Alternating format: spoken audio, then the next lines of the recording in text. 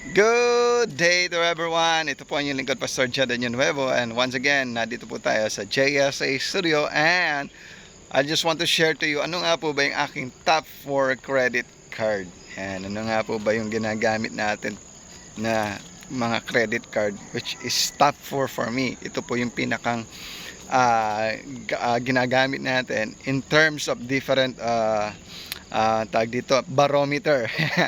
Ngayon, ito po, share ko po sa inyo yung aking top 4. But before we go on, kindly subscribe kayo sa ating YouTube channel, JSA Studio, at huwag kalimutan i-click ang bell button nang sa gayon, ma-notify ko po kayo pag tayo po may bagong video. Okay, ang aking pong top 4 is ito po. Number 1 is West, number 2 Metrobank, number 3 BPI, and number 4 RCBC. Yan po ang aking top 4 credit card. Why? Because they are accessible. Yan. Mas mabilis pong i-access ang inyo pong anumang kailangan sa kanila. Whether it is credit to cash, whether it is your statement, yan. Whether it is your yung pong mga bills payment na kailangan na gusto nyo pong ilagay sa i-connect sa inyo pong credit card, napaka accessible po through their mobile app. Pangalawa, efficient. Napaka-efficient po ng system nila.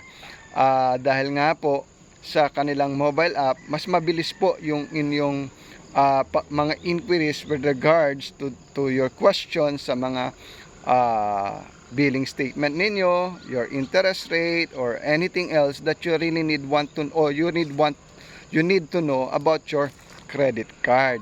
They are efficient. And number 3, convenient.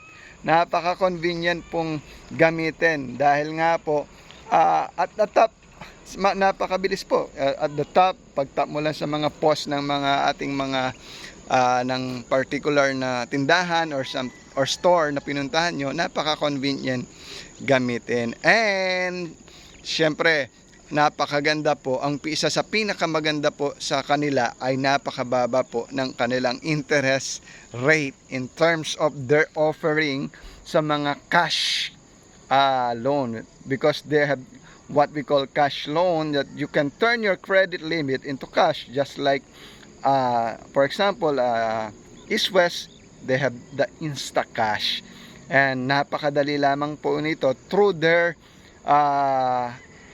bot sa Messenger. Na-access nyo na po ito. Kaya yan po yung aking top 4 credit card. At sa susunod pong video natin, i-share ko naman sa inyo ano-ano nga po ba yung mga system or ano nga po ba yung program na bawat credit card in terms of turning your credit limit into cash. Yan, paano nga po ba? Bukod po ito doon sa tinatawag nating cash advance, kung saan ay share ko din po sa inyo ano naman po yung top 4 ko na bangko in terms of turning your credit limit into cash. But before we end, kindly subscribe kayo sa ating YouTube channel, JSA Studio, at huwag rin kalimutan i-click ang bell button nang sa gayon ma-notify po kayo kapag tayo may bagong video.